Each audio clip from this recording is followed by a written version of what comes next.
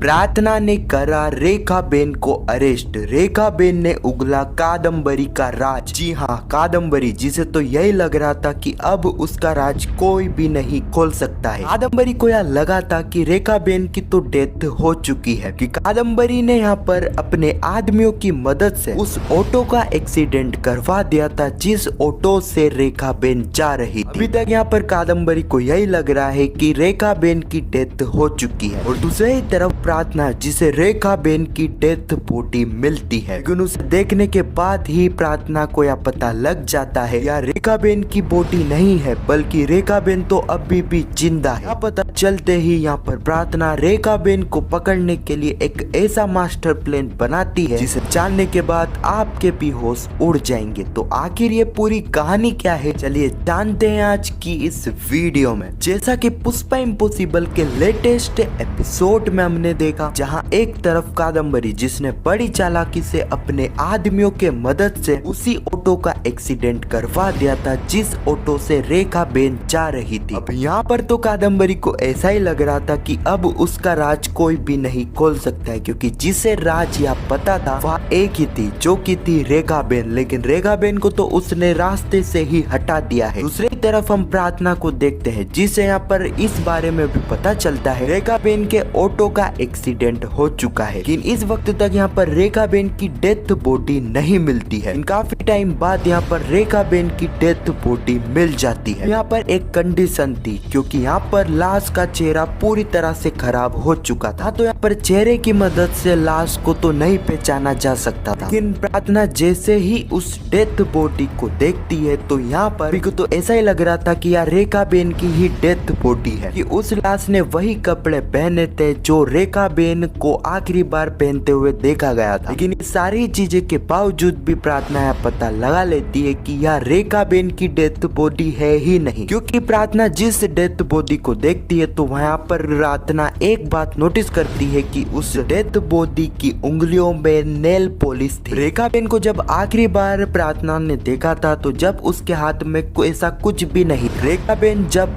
Jail से भागी थी तो जब रेखाबेन के पास इतना टाइम तो नहीं होगा, रेखाबेन बैठकर आराम से नेल पॉलिश लगाई। तो यहाँ पर इस वक्त तक प्रार्थना को यह बात तो समझ आ जाती है कि यह डेथ बॉडी रेखाबेन की नहीं है, बल्कि यह चीज उन्हें गुमराह करने के लिए करी गई है, ताकि उन्हें यह लगे कि रेखाबेन की तो डेथ हो चुकी है। तो आखिर ये सारी चीजें किसने करी है? तो मेरे हिसाब से यहाँ पर ज्यादातर जो चांस है कि एक तरह पूरी तरह से कंफर्म है कि ये सारी ही चीजें रेखाबेन ने ही करवाई होगी। यहाँ पर ऐसा हो सकता है कि जब रेखाबेन की ऑटो का एक्सीडेंट हुआ होगा, रेखाबेन किसी तरह बच गई होगी। इसी एक्सीडेंट का फायदा यहाँ पर रेखाबेन ने उठाया होगा और किसी की लाश को अपनी लाश बनाकर यहाँ पर भेज दिया होगा। तो यहाँ पर एक बात तो कंफर्म है कि रेखाबेन अभी भी जिंदा है। रेखाबेन जो कि कादम्बरी से अब बदला लेकर ही रहेगी। कादम्बरी ने पहले रेखाबेन के साथ इतना कुछ किया और अब तो यहाँ पर कादम्बरी ने रेखाबेन को मारने की भी कोशिश करी। तो यहाँ पर कंफर्म है कि यहाँ पर रेखाबेन कादम्बरी से बदला लेकर ही रहे। जैसा कि मैंने आपको बताया कि कादम्बरी का राज रेखाबेन द्वारा ही खुलेगा। तो यही कुछ कहानी है जो कि पुष्पा इम्पॉसिबल के आने वाले एपिसोड में हमें देखने को मिलने वाली है। आपको यह वीडियो कैसी लगी कमेंट सेक्शन में जरूर बताना, और पुष्पा इम्पॉसिबल के आने वाले एपिसोड की ऐसी वीडियो के लिए चैनल को सब्सक्राइब अवश्य करना। जब तक के लिए धन्यवाद।